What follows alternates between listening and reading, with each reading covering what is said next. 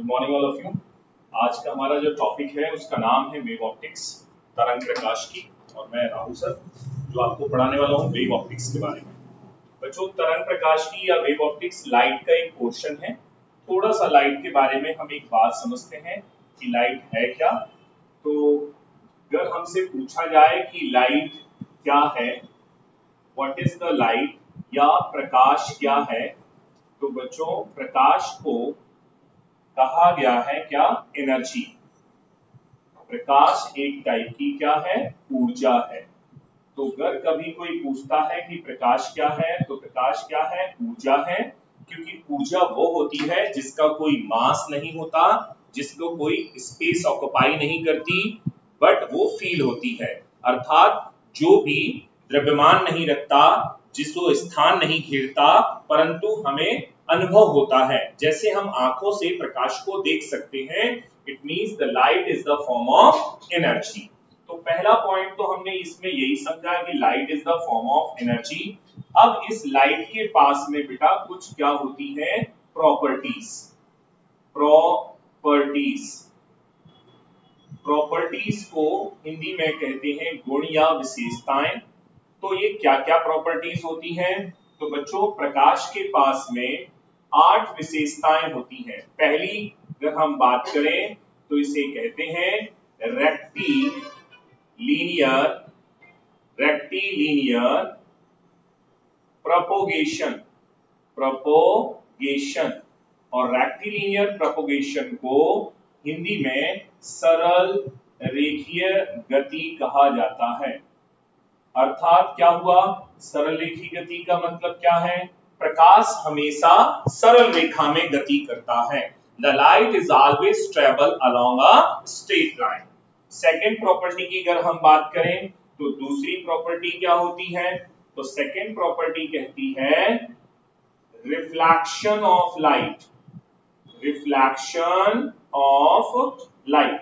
It means प्रकाश हमेशा परावर्तन करता है। तो इसे बोलते हैं प्रकाश का परावर्तन। इट मींस अगर लाइट किसी सरफेस पर गिरती है या किसी पृष्ठ पर आपतित होती है, then it will bounce back in the same medium, अर्थात उसी माध्यम में वापस लौट जाती है। इस घटना को क्या बोलते हैं, रिफ्लेक्शन ऑफ लाइट। अगर हम तीसरी बात करें, तीसरा क्या होता है, तो this is called refraction of light. Refraction of light को क्या कहा जाता है, तो इसे कहते हैं प्रकाश का अपवर्तन। इट मींस प्रकाश जब एक माध्यम से दूसरे माध्यम में जाता है तो वह अपने पाथ से डेविएट हो जाता है, पथ से विचलित हो जाता है। जैसे एक कांच के जार में हम क्या रखें, पेंसिल, पानी भरकर उसमें पेंसिल डालें, तो पेंसिल को देखने पर वो सीधी ना दिखकर थोड़ी सी तिरछी दिखती है। What is the cause behind this? Answer is refraction of light. अर्थात जब कोई प्रकाश किरण एक माध्यम से दूसरे माध्यम में जाती है तो प्रकाश किरण अपने पथ से विचलित हो जाती है। इस घटना को प्रकाश का अपवर्तन कहते हैं। कोई कहे हमसे कि बताओ हमें तारे टिमटिमाते हुए क्यों दिखते हैं, What is the cause behind the twinkling of stars? तो तारों के टिमटिमाने के पीछे भी रीजन क्या है, रिफ्रैक्शन ऑफ लाइट। हमें जो पेंसिल है वो तिरछी क्यों दिखती है, तो उसका भी कारण है प्रकाश का अपवर्तन। क्लियर हो गया, तो 3 प्रॉपर्टी हो गई।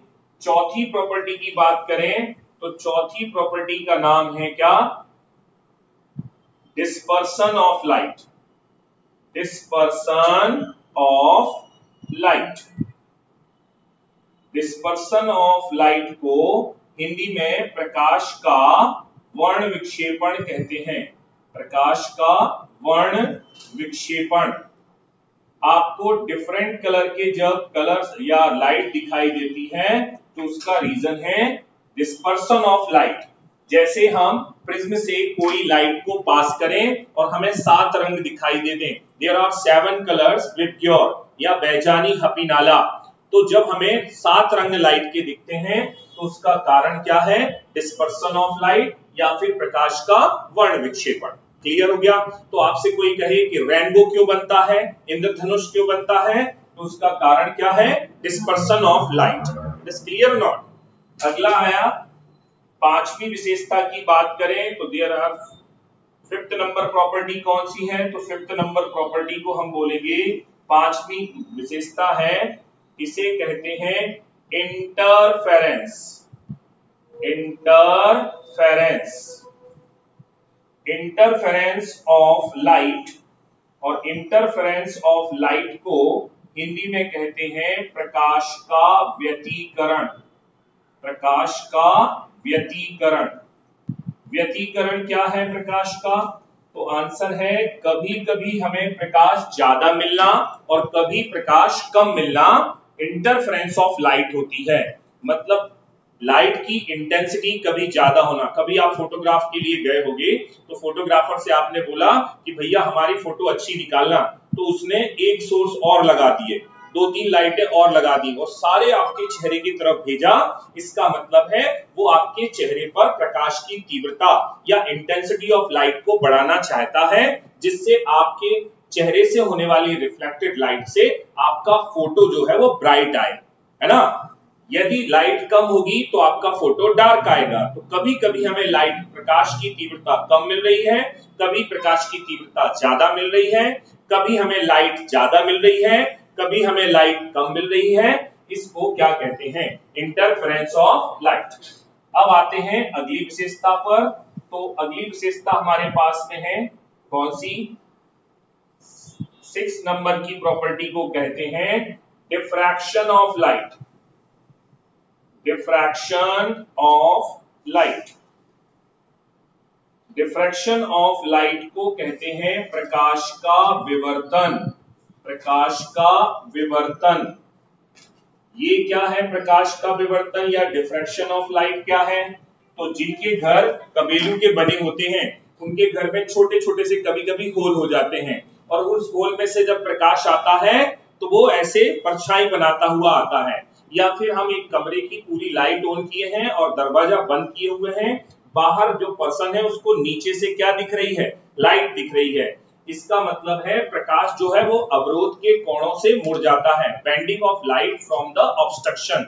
मतलब अवरोध के कोणों से मुड़ना प्रकाश का क्या कहलाता है, विवर्तन कहलाता है। इसी तरीके से दो पर्सन कमरे में अंदर बैठे हुए हैं और पूरा कमरा बंद किए हुए हैं, लेकिन बाहर खड़े पर्सन को थोड़ी थोड़ी सी क्या आ रही है, आवाज। कैसे आ रही है आवाज, साउंड जो होता है, ध्वनि जो होती है, उसमें भी किसकी घटना होती है, विवर्तन की। तो प्रकाश का अवरोध के कोनों से मुड़ना या फिर लाइट का बेंड होना फ्रॉम दी ऑब्स्ट्रक्शन। जैसे मैंने यहां लाइट के सामने हाथ रख लिया, लेकिन क्या लाइट खत्म हो गई, नहीं, लाइट यहां कोनों से मुड़कर आगे निकल गई, और इसी घटना को कहते हैं डिफ्रैक्शन ऑफ लाइट या प्रकाश का विवर्तन।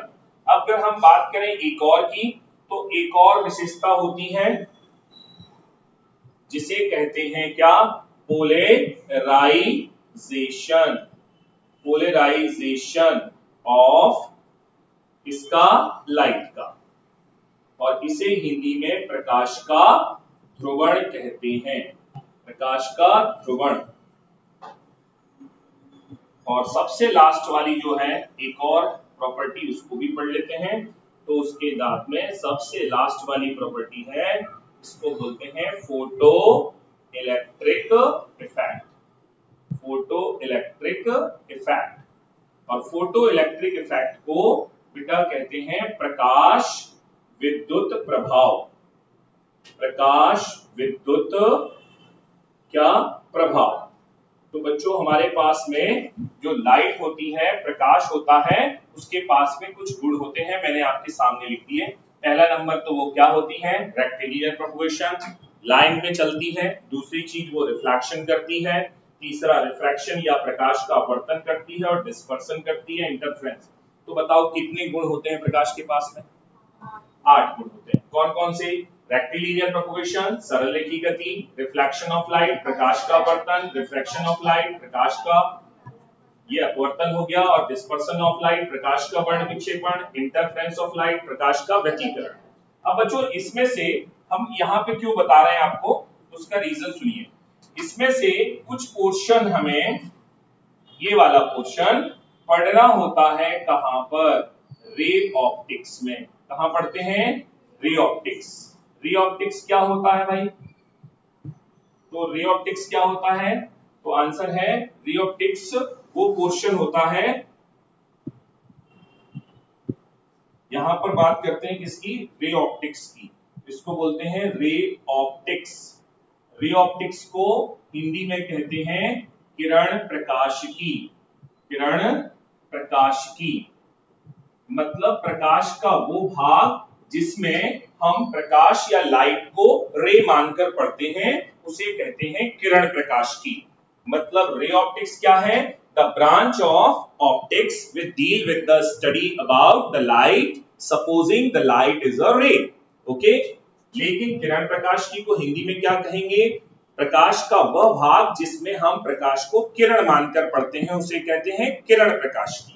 तो फिर ये दूसरा जो पार्ट बचा है, बाकी की विशेषताएं बची है एक को छोड़कर, 1 2 3, इनको कहां पढ़ते हैं, तो आंसर है इसको जिस पोर्शन में पढ़ते हैं उसे कहा गया है क्या, वेव ऑप्टिक्स। वेव ऑप्टिक्स को क्या कहते हैं बेटा, तरंग प्रकाशिकी। तरंग प्रकाशिकी। तो बच्चों अभी कभी एक नंबर का पहले एक फर्स्ट वन क्वेश्चंस पढ़ते हैं कि अगर पहला क्वेश्चन आपको इन प्रॉपर्टी से आ सकता है तो क्या आ सकता है। पहला क्वेश्चन ये हुआ कि इनमें से किस विशेषता को या किस प्रॉपर्टी को किस ब्रांच में पढ़ा जाता है या किसका सपोर्ट करती है। तो बताओ इनमें से ये चार जो हमने पढ़ी है वो किसको सपोर्ट करती हैं, रे ऑप्टिक्स को, और ये किसको सपोर्ट करती हैं, वेव ऑप्टिक्स को। तो ये कहां पढ़ना है, वेव ऑप्टिक्स में, और ये कहां पढ़ना है, रे ऑप्टिक्स में। मैं रिफ्लेक्शन वगैरह आपको पढ़ा चुका हूं, अभी मैं क्या पढ़ा रहा हूं आपको, wave optics.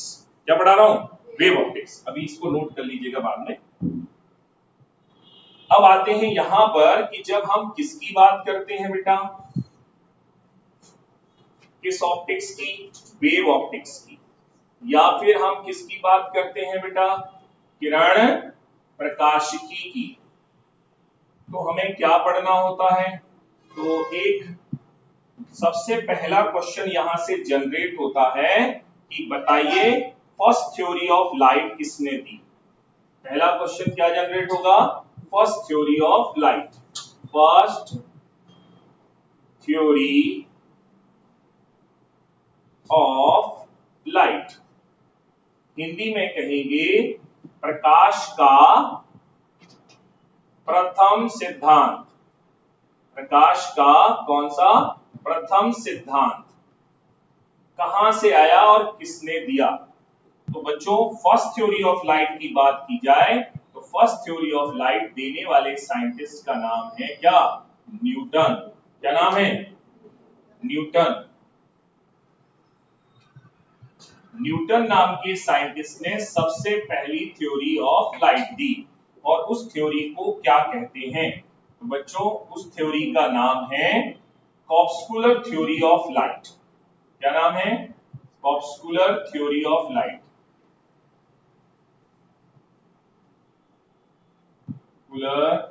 Theory of light, Hindi में इसे क्या कहा जाता है, तो इसे कहते हैं प्रकाश का कणिका सिद्धांत। प्रकाश का कणिका सिद्धांत कौन से साइंटिस्ट ने दिया सबसे पहले भैया, न्यूटन नाम के साइंटिस्ट ने। क्या नाम था इसका, प्रकाश का कणिका सिद्धांत। ये कौन से साइंटिस्ट है बेटा, न्यूटन। न्यूटन नाम के साइंटिस्ट ने जब कणिका सिद्धांत दिया तो इन्होंने इसमें क्या कहा, इन्होंने इसमें कहा कि प्रकाश किसके फॉर्म में चलता है, कण के फॉर्म में। कण मतलब बोले तो किसके फॉर्म में, पार्टिकल के फॉर्म में। मतलब प्रकाश कण रूप में रहता है, पार्टिकल फॉर्म में रहता है, और उन पार्टिकल्स को कॉर्पसेल्स कहते हैं। इसलिए इस थ्योरी का नाम बना क्या, कॉर्पस्कुलर थ्योरी ऑफ लाइट।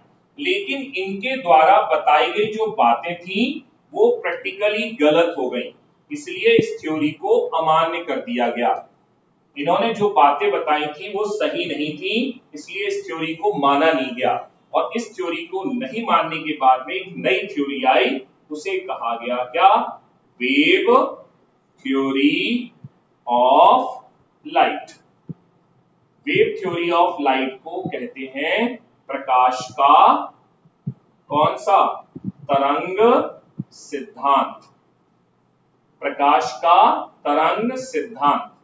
और ये प्रकाश का तरंग सिद्धांत भी किसी वैज्ञानिक ने दिया होगा, तो उन साइंटिस्ट का नाम क्या है? तो आंसर है, इनका नाम है हाइगन। HUYGEN'(S), हिंदी में कहते हैं इन्हें हाइगन। हाइगन नाम के साइंटिस्ट ने कौन सा सिद्धांत दिया? तरंग सिद्धांत।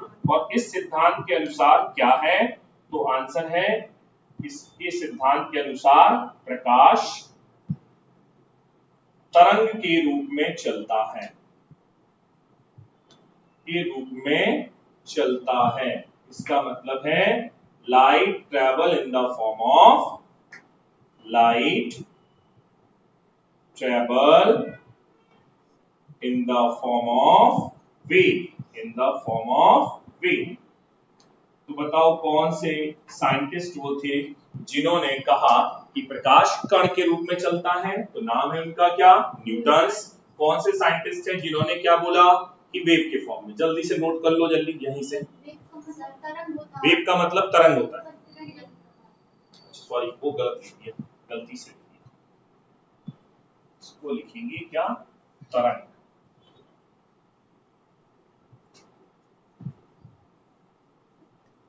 इसको लिखेंगे तरंग प्रकाश की। जल्दी से इसको नोट कर लीजिए। फर्स्ट थ्योरी ऑफ लाइट किसने दी? प्रकाश का प्रथम सिद्धांत न्यूटन ने दिया। क्या नाम था उनके सिद्धांत का? Corpuscular theory of light.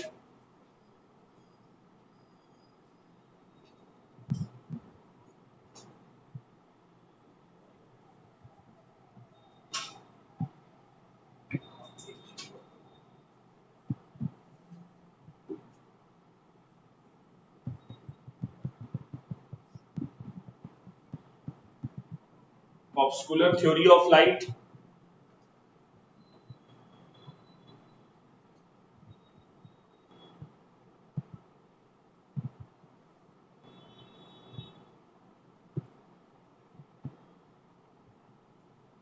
कौन सा सिद्धांत फेल हो गया था? तो न्यूटन का सिद्धांत फेल हो गया था, क्योंकि इनके द्वारा बताई गई जो बातें थी वो एक्चुअली प्रैक्टिकली फॉल्स थी, इसलिए ये वाला सिद्धांत मान्य नहीं किया गया। फिर कौन सा सिद्धांत आया? तो आंसर है, उसका नाम रखा गया क्या? Wave theory of light. और वेव थ्योरी ऑफ लाइट किस साइंटिस्ट ने दिया? हाइगन ने दिया।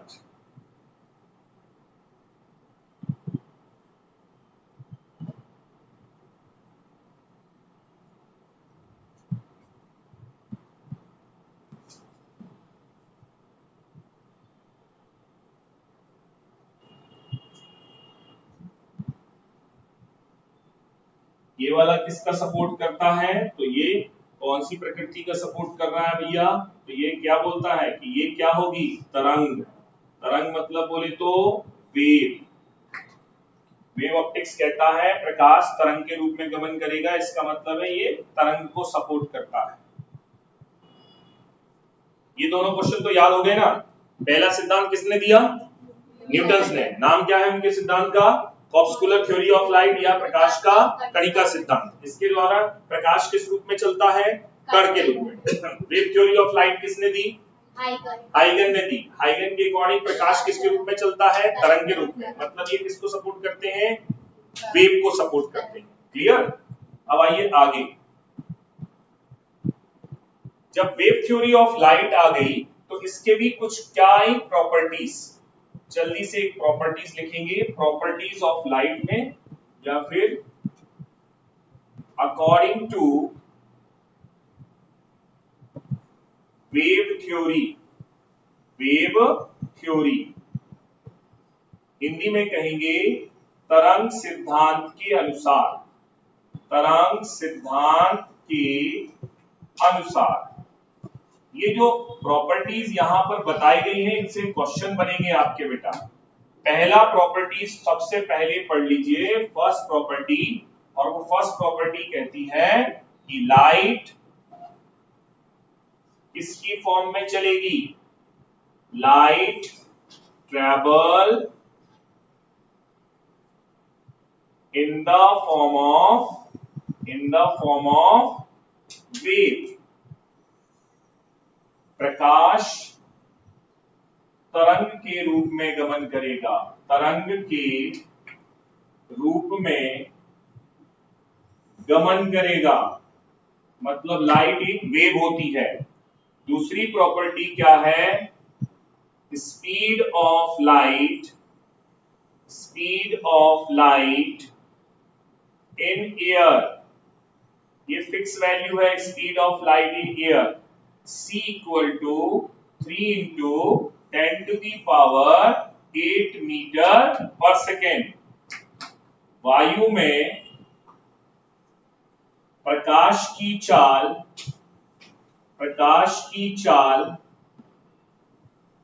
c equal to 3 into 10 to the power 8 metre per second होती है। ठीक है, अगला पॉइंटर है तीसरे नंबर का, different colour of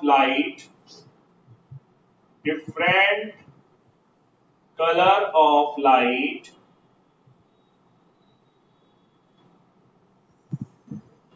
obtained due to different frequency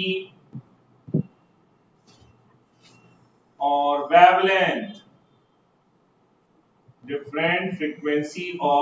wavelength, मतलब प्रकाश का अलग अलग रंग क्यों दिखता है? तो उसका कारण क्या है? उसकी फ्रीक्वेंसी और वेवलेंथ। प्रकाश का भिन्न भिन्न रंग दिखने का कारण, क्या कारण? उसका या उसकी आवृत्ति या तरंगदैर्घ्य है।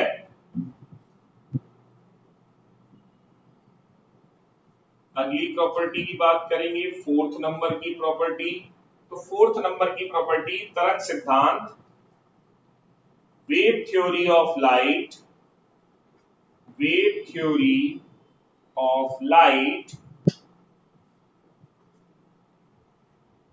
cannot explain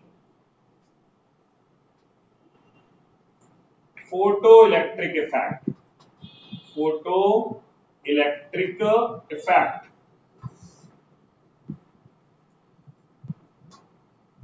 हिंदी में कहेंगे प्रकाश का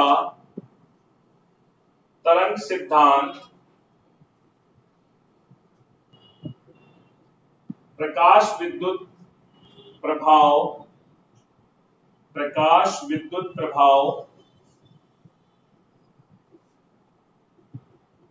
की व्याख्या नहीं कर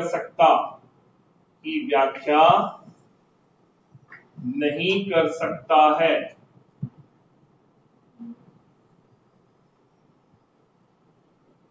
ये हमें चार प्रॉपर्टी वेव थ्योरी की याद करके रखनी पड़ेगी। पहला नंबर, वेव थ्योरी कहती है कि लाइट हमेशा वेव के फॉर्म में या तरंग के रूप में चलेगी। दूसरी चीज, उसकी स्पीड फिक्स रहेगी, कितनी? 3 into 10 to the power 8 metre per second.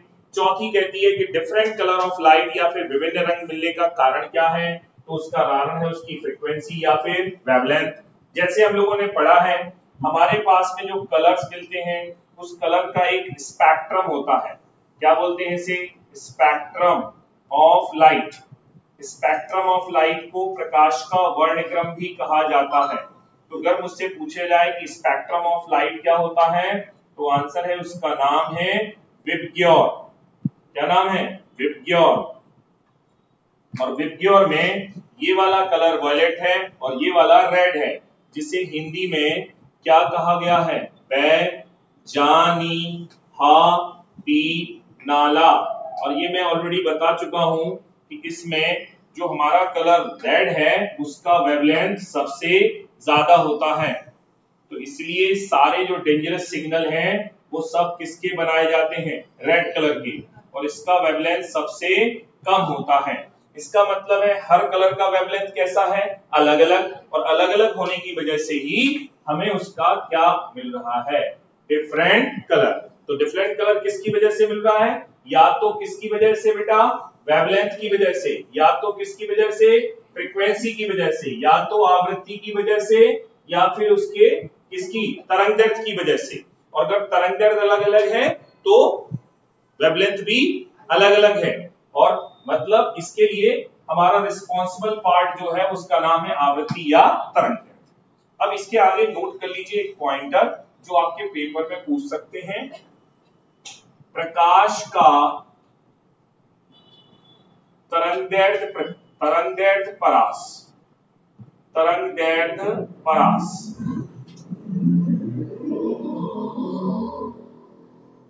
wavelength range of light, wavelength range of light, range of light। किसी को पता है wavelength range of light क्या होती है, किसी को पता है? तरंगदैर्घ्य परास पता है? परास का मतलब क्या है, कहां से कहां तक प्रकाश का तरंगदैर्घ्य होता है, या फिर कहां से कहां तक उसका वेवलेंथ होता है। तो नहीं पता तो याद कर लीजिए, इसका आंसर है 4000 यंगस्ट्रॉम से 8000 यंगस्ट्रॉम। क्या आंसर है इसका, 4000 यंगस्ट्रॉम से 8000 यंगस्ट्रॉम। बच्चों अगर कभी कभी पेपर में ये वाला ऐसे ना दिया गया तो फिर कैसे दिया जाएगा, तो इसे लिखा जाएगा 4 into 10 to the power -7 metre से 8 into 10 to the power -7 metre. क्या लिखा जाएगा, 4000 की जगह पर क्या लिखेंगे, 4 into 10 to the power -7 metre to 4 into 8 into 10 to the power -7 metre. ये कैसे कर दिया, तो आंसर है इसके लिए आप एक पॉइंटर अलग से लिख लीजिए, 1 angstrom equal to 10 to the power -10 metre. एक यंगस्ट्रॉम में कितने मीटर होते हैं, आंसर है 10 टू दी पावर -10। अब एक एग्जांपल के लिए ले लेते हैं अपन लोग इसको कन्वर्जन के लिए। मान लीजिए हमारे पास में कितना यंगस्ट्रॉम है, 4000 यंगस्ट्रॉम, किसकी वैल्यू है, लैम्डा की, और हम इसे कन्वर्ट करना चाहते हैं किसमें, मीटर में। कैसे कन्वर्ट करें बेटा, 4000 के साथ में कितने का मल्टीप्लाई कर दीजिए, -10 का, है ना। कितनी पावर है बेटा ये, -10। यहां से जितने भी जीरोस होते हैं वो पावर में कन्वर्ट कर दीजिए, 4 into 10 to the power 3 into में 10 to the power what, -10।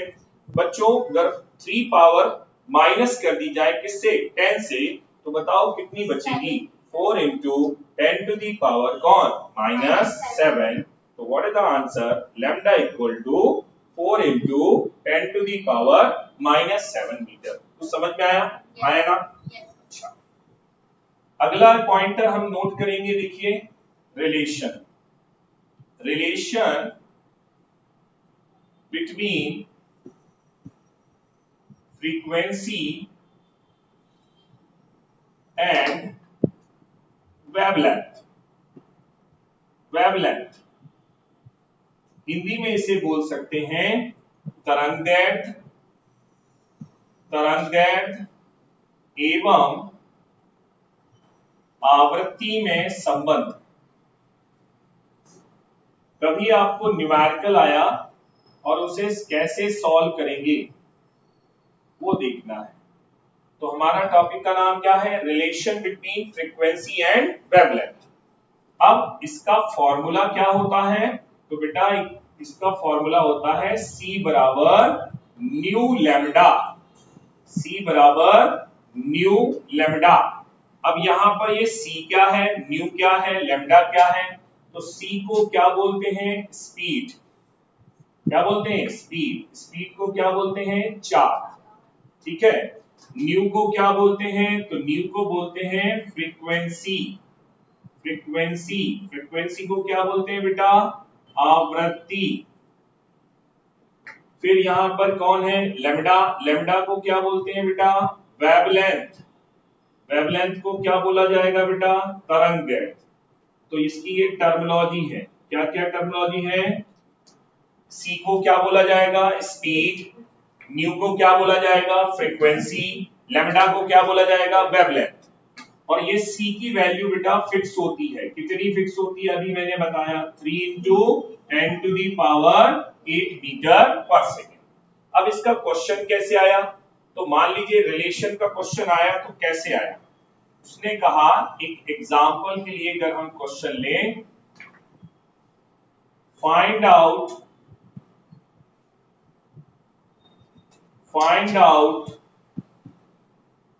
frequency range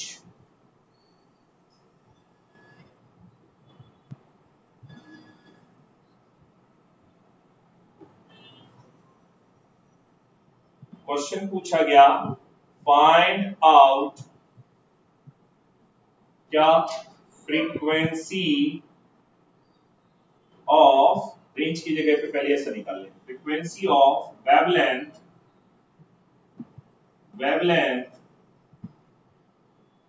5000 यंगस्ट्रॉम, 5000 यंगस्ट्रॉम तरंगदैर्घ्य के लिए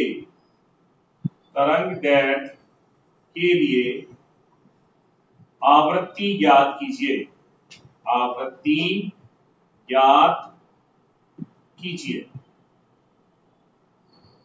आवृत्ति ज्ञात कीजिए। ये क्वेश्चन आ गया। अब इसे हमें सॉल्व करना है, तो इसमें क्या दिया है, तो अगर हम सॉल्यूशन करेंगे तो इसने एक हमें लैम्डा दे के रखा है, कितना, 5000 यंगस्ट्रॉम। और इसके लिए मुझसे ये पूछ रहा है कि इसकी क्या बता दो, आवृत्ति। बच्चों जब लैम्डा और न्यू की बात करेंगे तो हमें एक फॉर्मूला याद होना चाहिए, क्या फॉर्मूला है बेटा, C बराबर न्यू लैम्डा। तो कैसे फॉर्मूला लगाएंगे, C बराबर न्यू लैम्डा। तो बताओ किसकी वैल्यू चाहिए अपन को, न्यू की। न्यू की वैल्यू क्या आएगी, C अपॉन लैम्डा। अब C की वैल्यू कितनी होती है तो अभी पता था, तो हमारे पास न्यू बराबर लिखा जाएगा 3 into 10 to the power 8। But ये वैल्यू किस में दी थी, यंगस्ट्रॉम में।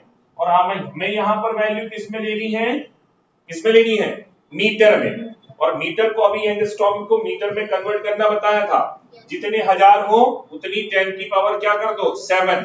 कितने हजार है, 5000। 5000 का क्या आएगा, 5 into 10 to the power -7।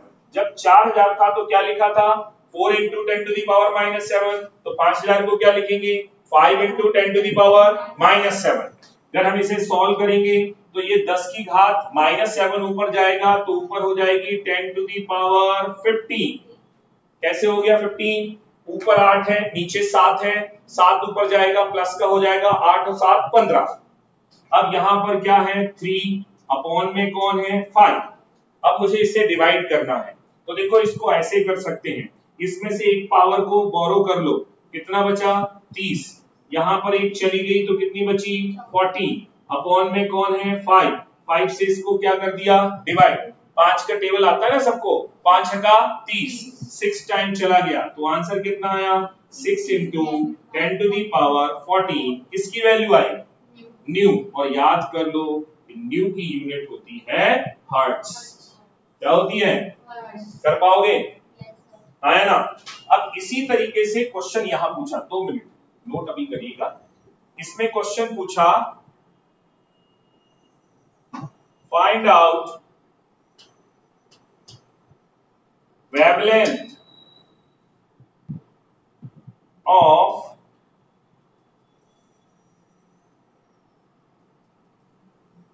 Wavelength of frequency, wavelength of क्या, फ्रीक्वेंसी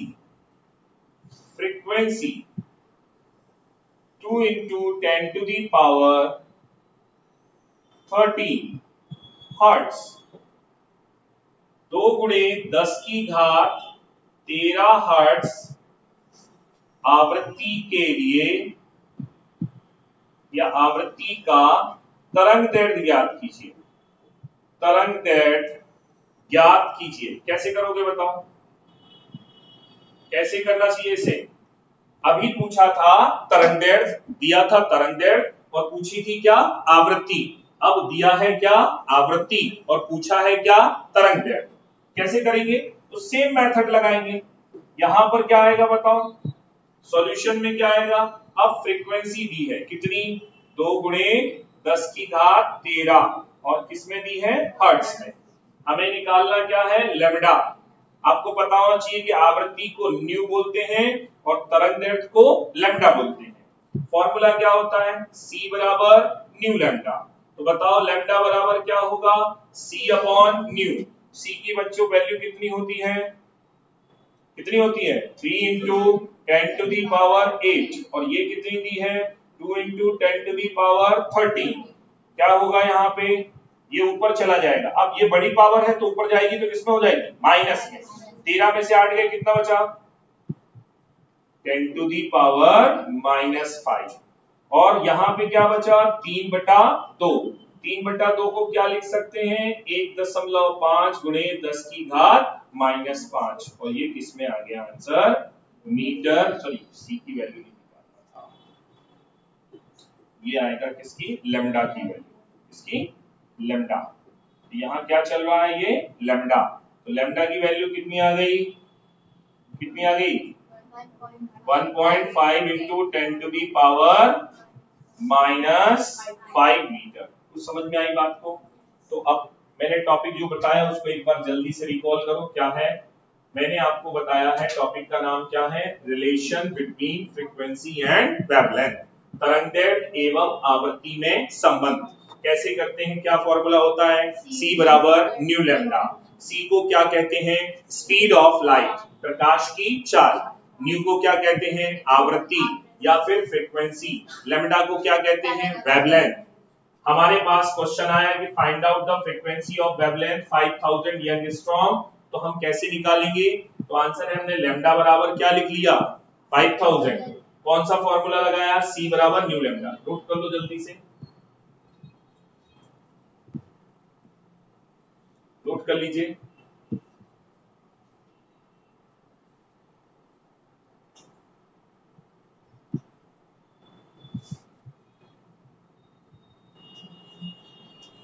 दोनों क्वेश्चन नोट कर लीजिए। क्या आप लोग ये कर सकते हो? ये वाला क्वेश्चन कभी आएगा तो कर लोगे? हैं? आवृत्ति और वेवलेंथ में संबंध बता दोगे? किसको याद हो गया है कि वेवलेंथ परास कितना होता है, तरंगदैर्ध्य परास कितना होता है? 4000 यंगस्ट्रॉम से 8000 यंगस्ट्रॉम। 8000 किसका है? सबसे ज्यादा तरंगदैर्ध्य किसका होता है? लाल रंग का। तो रेड कलर का कितना है? 8000। क्लियर? वैसे एक्चुअली रेड कलर का 8000 ना होकर 7800 यंगस्ट्रॉम होता है, बट जनरली हम पढ़ते कितना है? 8000। ठीक है?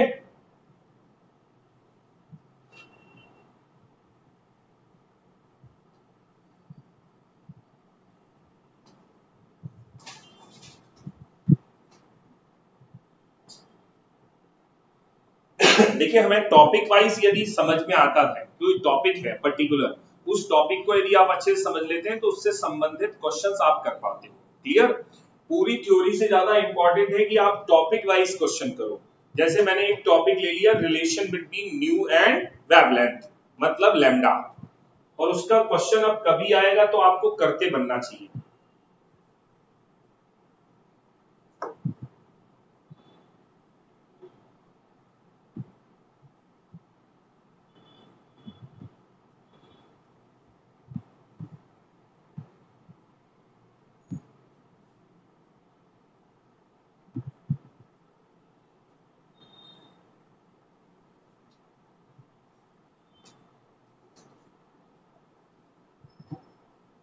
बन गया?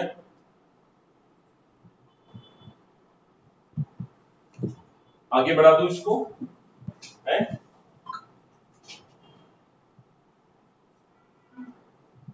देखो चलो, यहां तक हमने सीखा कि तरंगदैर्ध्य में और आवृत्ति में क्या संबंध है। अब हम सीखने वाले हैं एक नई चीज जिसका नाम है क्या? Wave front. क्या नाम है? वेव फ्रंट, इसको कहते हैं तरंगाग्र। What is the new topic? Wave front. देखो यार ध्यान से सुनिएगा आप मेरी बात को।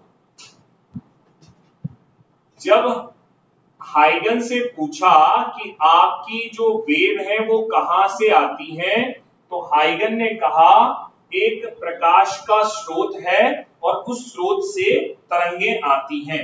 It means the wave coming from the source of light. यहां से देखिए ऐसी वेव आती है, सॉरी यहां से ऐसे वेव आती हैं, ऐसे वेव आती हैं और ऐसे वेव आती है।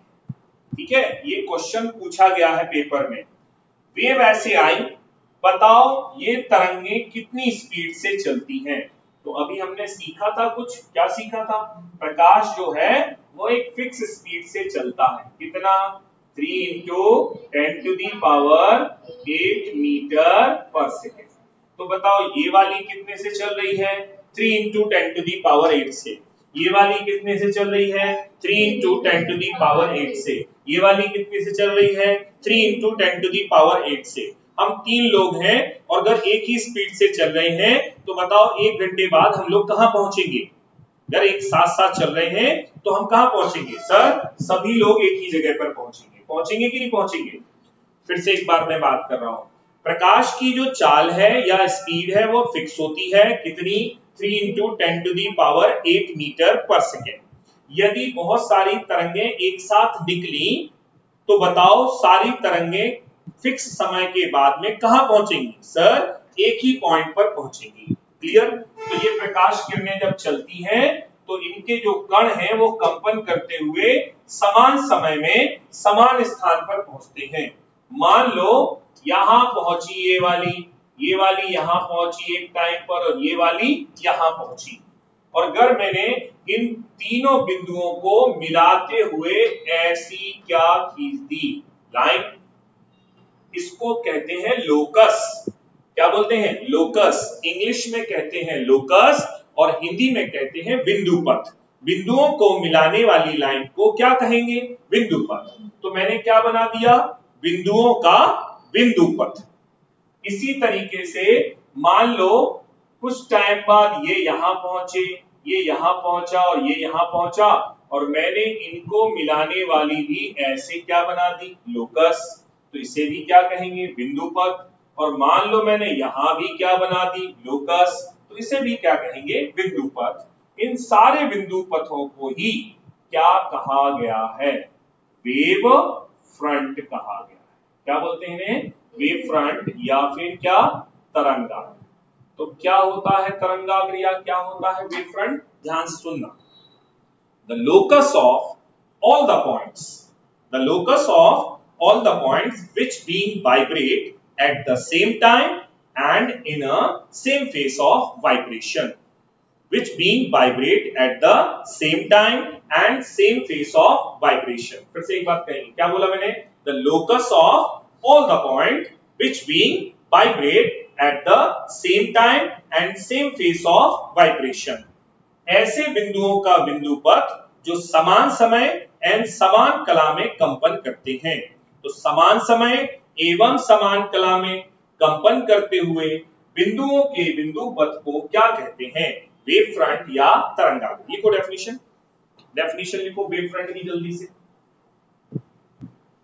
समान समय एवं समान कला में कंपन करते हुए, समान समय एवं समान कला में कंपन करते हुए बिंदुओं के बिंदु पथ को, समान समय एवं समान कला में कंपन करते हुए बिंदुओं के बिंदु पथ को तरंगाग्र कहते हैं।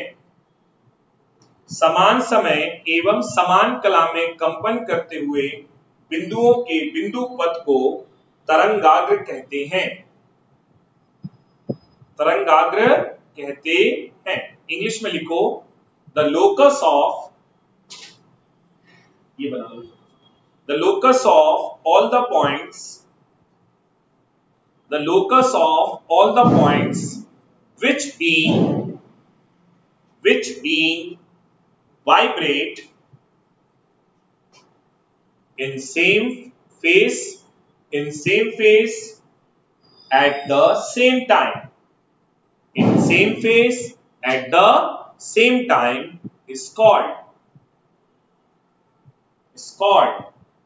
wave front.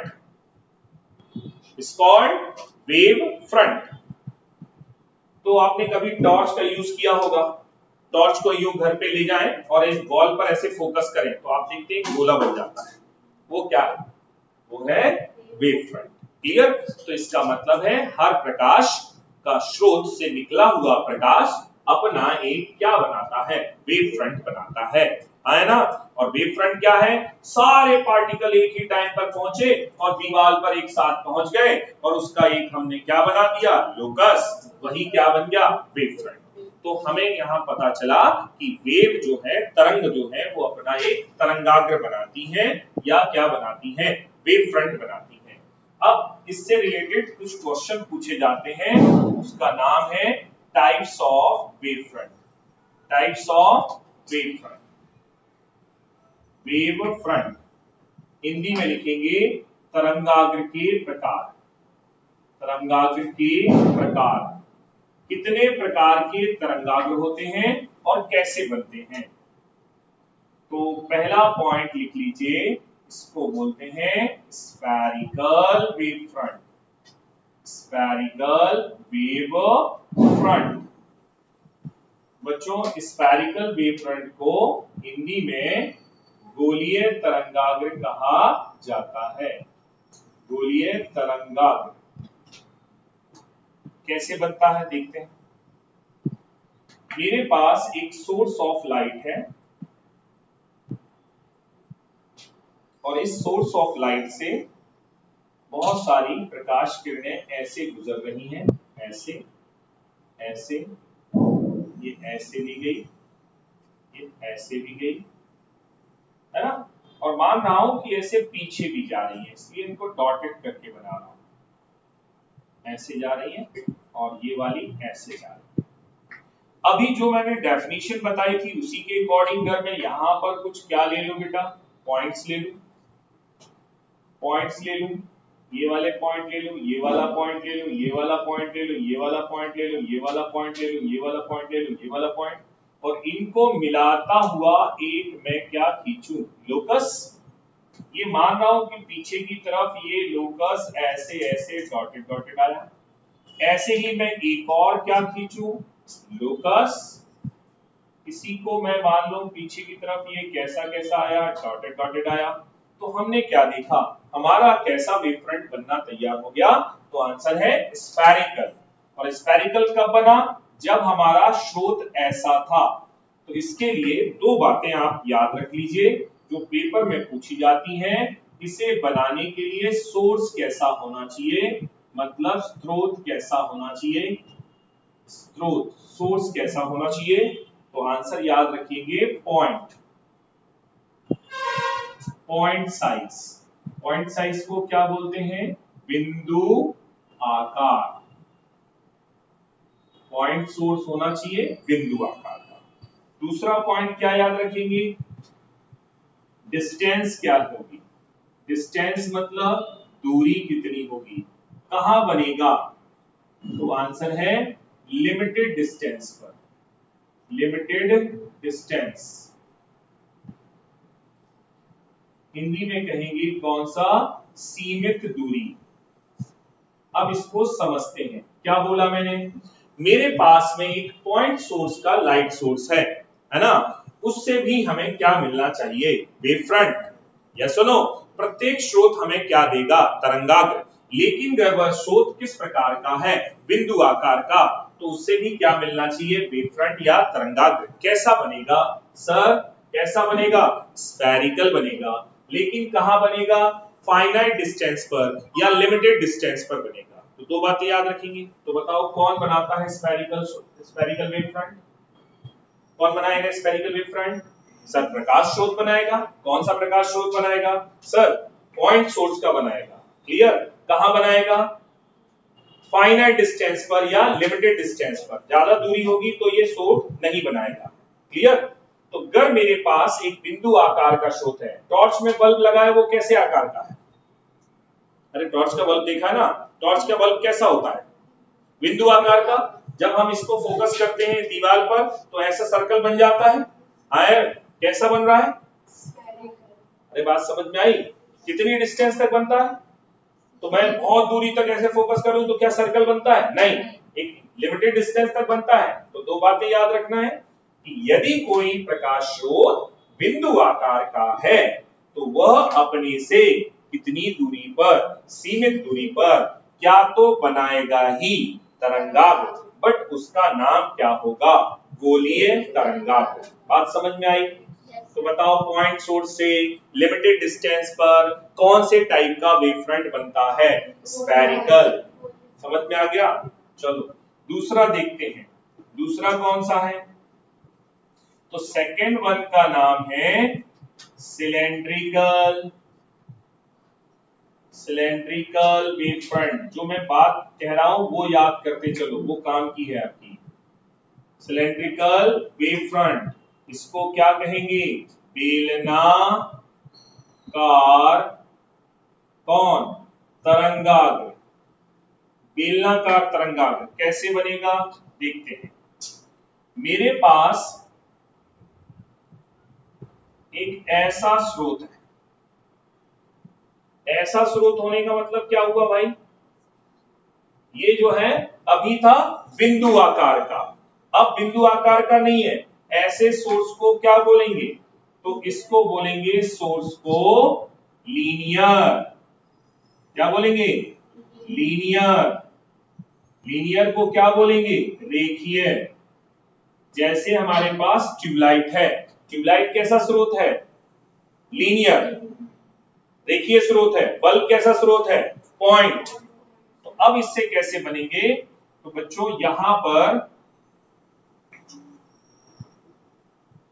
अगर मैं मान लूं ऐसे वेव चली गई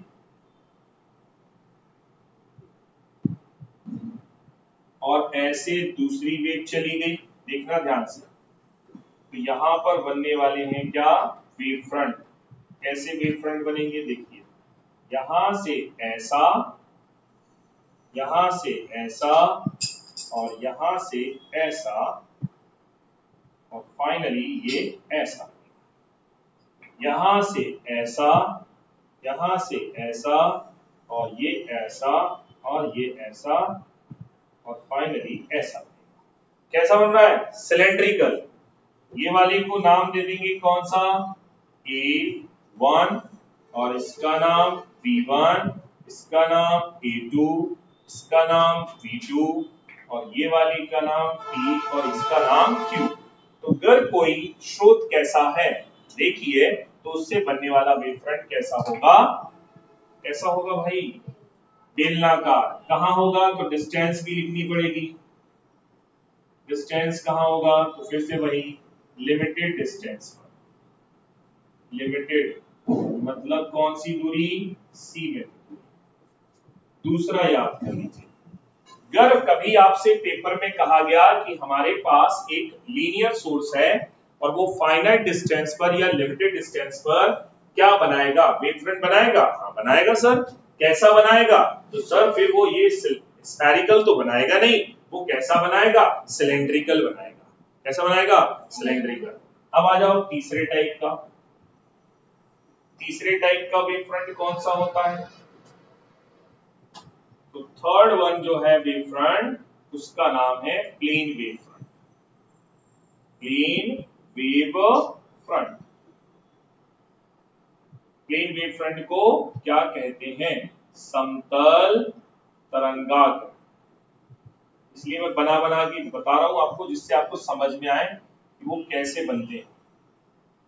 अब समतल तरंगाग्र क्या है? बहुत दूरी से प्रकाश किरणें आ रही हैं। कभी आप हाईवे पर चले हो तो हाईवे पर गाड़ियां आती हैं बहुत दूर से, हमें ये नहीं पता चलता कि वो गाड़ी की हेडलाइट गोल है या फिर रेक्टेंगल शेप में है। केवल हमें चारों तरफ क्या दिखता है? लाइट दिखती है ना? प्रकाश की बहुत ज्यादा चकाचौंध जनरेट होती है, जिसे डेजलिंग ऑफ लाइट कहते हैं। लेकिन जब वो पास में आती है तो हमें पता चलता है कि अरे ये तो इसका शेप सर्कल टाइप का था या इसका शेप रेक्टेंगल टाइप का था। जैसे गांव वगैरह में जनरली लोग क्या होते हैं, ट्रैक्टर जो रात में चलाते हैं उनकी एक लाइट कभी कभी बंद हो जाती है ना, और वो ट्रैक्टर चला के आ रहे हैं, सामने से कोई आ रहा, लेकिन दूर से जब आता है तो उसको चारों तरफ क्या दिखता है रात में, लाइट, और पता चला ट्रैक्टर में घुस गया। जब ट्रैक्टर के अंदर चला जाता है तब उसको पता चलता है अरे यार ये तो ट्रैक्टर था, लेकिन ट्रैक्टर में तो कितनी लाइट होनी चाहिए थी, 2, लेकिन एक लाइट बंद थी तो उसको दिखाई नहीं दिया, क्योंकि चारों तरफ जो तरंगाग्र बन रहा था वो प्लेन बन रहा था। तो प्लेन वेव फ्रंट कब बनता है, जब दूर से कोई चीज आ रही हो। ये सब कहां बने थे, पास में, वो कहां बनता है, दूर से। अब चाहे स्रोत कैसा हो, पॉइंट सोर्स हो, चाहे कौन सा हो, पॉइंट सोर्स, चाहे कौन सा हो, लीनियर सोर्स, हमेशा कैसा बनाएगा, प्लेन वेव फ्रंट। कब बनाएगा, जब बहुत दूर से आ रहा हो। तो इसको देखो कैसे बनाते हैं,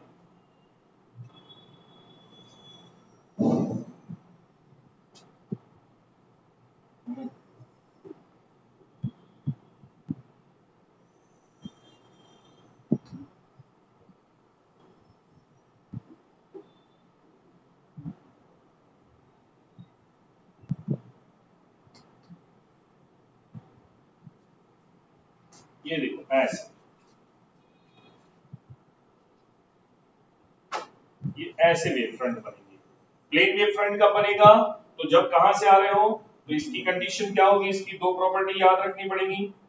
कौन सा सोर्स होना चाहिए, पॉइंट हो या फिर क्या हो, लीनियर, पॉइंट हो या फिर लीनियर, लेकिन कहां हो, फाइनाइट नहीं हो, इनफाइनाइट डिस्टेंस हो। क्या हो, इनफाइनाइट डिस्टेंस। इनफाइनाइट डिस्टेंस को क्या बोलते हैं, अनंत। कहीं दूर से आ रहा हो, बहुत दूरी से, तो फिर वो कैसा वेव फ्रंट बनाएगा, प्लेन। जबकि हमारी वेव कौन सी, जबकि हमारे पास स्रोत कौन सा था, पॉइंट सोर्स था या फिर कौन सा था, लीनियर था। तो देखो अलग अलग कंडीशन में हमने एक बात सीखी, क्या सीखी वो एक बार जल्दी से कंक्लूड करते हैं।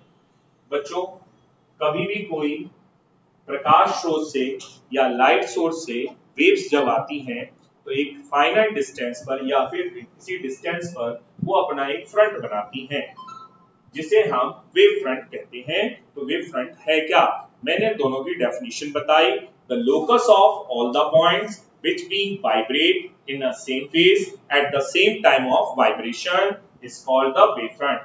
समान समय एवं समान कला में कंपन करते हुए बिंदुओं के बिंदु पथ को तरंगाग्र कहा जाता है। तो मींस हर सोर्स क्या बनाएगा, वेव फ्रंट। अब यदि सोर्स कैसा है, पॉइंट सोर्स या फिर कैसा है, लीनियर सोर्स, तो वो कैसा वेव फ्रंट बनाता है, तो सर अगर वो पॉइंट सोर्स है और डिस्टेंस लिमिटेड या फाइनाइट है तो वहां पर ये वेव फ्रंट स्फेरिकल बनेगा। यदि वह सोर्स लीनियर है, डिस्टेंस फाइनाइट है या लिमिटेड है, तो फिर बनेगा कौन सा, बेलनाकार या सिलेंड्रिकल। लेकिन अगर वो स्रोत चाहे पॉइंट हो या लीनियर हो, बिंदु आकार का हो या रेखी का हो, और डिस्टेंस बहुत ज्यादा है, तो फिर बनेगा कौन, प्लेन वेव फ्रंट। तो कितने टाइप के वेव फ्रंट हो सकते हैं भाई, 3 टाइप के। कौन कौन से, चलो मैं एक क्वेश्चन पूछता हूं, मेरे पास में एक सोर्स है, वो पॉइंट सोर्स है, बताओ फाइनाइट डिस्टेंस पर वो कैसा वेव फ्रंट बनाएगा, फाइनाइट डिस्टेंस पर क्या बनाएगा, नो, इंग्लिश में, हिंदी में भी सुनो। मैंने कहा मेरे पास में एक बिंदु आकार का स्रोत है, बताओ सीमित दूरी पर बनने वाले तरंगाग्र को क्या कहेंगे, गोलीय तरंगाग्र। समझ गए, पॉइंट सोर्स है, फाइनाइट। देखो क्वेश्चन कैसा आएगा भाई, हमें तो क्वेश्चनों पे बात करनी है ना कि क्वेश्चन कैसे आएगा, थ्योरी से बात ज्यादा से हमें समझना है क्वेश्चन कैसे आएगा। आपके पेपर में क्वेश्चन आया कि एक बिंदु आकार के स्रोत द्वारा सीमित दूरी पर बनने वाले तरंगाग्र को कहते हैं, 4 ऑप्शन दिए। पहला कहते हैं समतल, दूसरा कहते हैं बेलनाकार, तीसरा कहते हैं कैसा, गोलाकार, और चौथा कहते हैं इनमें से कोई नहीं। आंसर कैसे पहचानेंगे, सर बिंदु है, सीमित दूरी है, क्या बनेगा, स्फेरिकल, गोलीय बनेगा। क्लियर, समझ में आया। अगला क्वेश्चन का जवाब दीजिएगा। मेरे पास एक रेखीय स्रोत है, क्या है, रेखीय स्रोत, लीनियर सोर्स है, और वो इनफाइनाइट डिस्टेंस पर एक वेव फ्रंट बना रहा है, बताओ कैसा बनेगा? समतल बनेगा। फिर गड़बड़ कर दिए, ध्यान से नहीं सुनोगे तो आपको समझ में नहीं आएगी कि क्या चीजें चल रही हैं। भाई हमें जवाब देना है। फिर से एक बार बात कर रहा हूं, मेरे पास एक पॉइंट सोर्स है, फाइनाइट डिस्टेंस पर बनने वाले वेव फ्रंट को कहेंगे स्फेरिकल। मेरे पास एक बिंदु आकार का स्रोत है, सीमित दूरी पर बनने वाले तरंगाग्र को कहते हैं गोलाकार तरंगाग्र। क्लियर? मेरे पास एक लीनियर सोर्स है, इनफाइनाइट डिस्टेंस पर वेव फ्रंट बन रहा है, उसे कहेंगे प्लेन वेव फ्रंट कहेंगे। मेरे पास एक लीनियर सोर्स है, फाइनाइट डिस्टेंस पर बनने वाले वेव फ्रंट को कहेंगे सिलेंडर। देखो याद हो गया? क्लियर? आपसे पूछा गया कि the locus of all the point which being vibrate at the same time and same phase of vibration is said to be, तो आंसर है this is said to be a wave front. आपसे कहा जाए कि समान समय एवं समान कला में कंपन करते हुए कणों के बिंदु पथ को क्या कहते हैं? आंसर है उसे क्या कहते हैं? तरंगाग्र। क्लियर? क्वेश्चन पूछा गया तरंगाग्र होते हैं, पहला ऑप्शन दिया गोलीय, दूसरा ऑप्शन दिया बेलनाकार, तीसरा ऑप्शन दिया समतल, चौथा दिया ये सभी। तो आंसर है ये सभी। क्वेश्चन समझ में आया? तो इससे 4-5 टाइप के क्वेश्चंस ऐसे बन सकते हैं, आप चाहे तो नोट कर लीजिए जल्दी से, इसको नोट कर लीजिए। ये वेव फ्रंट के बारे में बता दिया कि कितने टाइप के वेव फ्रंट बनाती है वेव, 3 टाइप के। क्लियर? कितने टाइप के? 3 टाइप। तो इसको नोट कर लीजिएगा। आगे का जो पोर्शन है वो मैं अगली क्लास में आपको बताऊंगा। आज का इंट्रोडक्शन समझ में आया वेव ऑप्टिक्स का, है ना? तो वेव ऑप्टिक्स में मैंने आज क्या क्या बताया थोड़ा सा एक बार रिकॉल कर लेते हैं जल्दी से, फिर नोट कर लीजिएगा इसको। आज मैंने आपको बताया कि हमारे जो टॉपिक का नाम था वेव ऑप्टिक्स। वेव ऑप्टिक्स में हमें पढ़ना क्या है? तो आंसर है वेव थ्योरी पढ़ना है या वेव ऑप्टिक्स पढ़ना है। लेकिन हमें उसके पहले समझना था कि प्रकाश क्या है। तो प्रकाश एक ऊर्जा का रूप है। इस ऊर्जा के रूप में कुछ विशेषताएं होती हैं। क्या क्या विशेषताएं होती? प्रकाश सरल रेखी गति करता है, प्रकाश परावर्तन करता है, प्रकाश अपवर्तन करता है, प्रकाश व्यतीकरण करता है, प्रकाश वर्ण विक्षेपण करता है, प्रकाश का ध्रुवण होता है और प्रकाश के पास में प्रकाश विद्युत प्रभाव भी होता है। इंग्लिश में कहेंगे it has rectilinear propagation, reflection of light, refraction of light, dispersion of light, interference of light, polarisation of light and finally the photoelectric effect. ये सारे गुण यदि आपने पढ़ लिए तो प्रकाश की हर बातें समझ में आ जाएगी। अब जब प्रकाश को पढ़ाया गया तो कैसे पढ़ाया गया? तो सबसे पहले प्रकाश की थ्योरी को लाया गया कि इसमें थ्योरी में क्या है। तो हमने यहां पर एक प्रकाश की थ्योरी पढ़ी थी,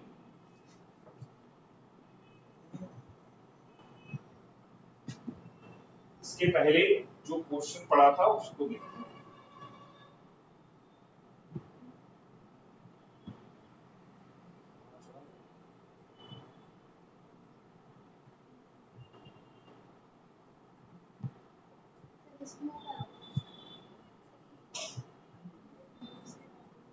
इसी के ऊपर इसमें देखिए हमने सबसे पहले आपको एक बात बताई थी कि यहां पर जो वेव ऑप्टिक्स पढ़ना है, लेकिन वेव ऑप्टिक्स आई कहां से? तो एक साइंटिस्ट का है, नाम था उनका क्या? न्यूटन। न्यूटन नाम के साइंटिस्ट जो थे सबसे महान साइंटिस्ट थे भाई साहब। इनसे अच्छा साइंटिस्ट कोई नहीं हुआ। फिजिक्स में कभी भी पढ़ोगे तो न्यूटन एक ऐसे साइंटिस्ट है जहां भी किसी का ब्याह शादी हो रहा है सब में बीच में टांग अड़ा देते हैं।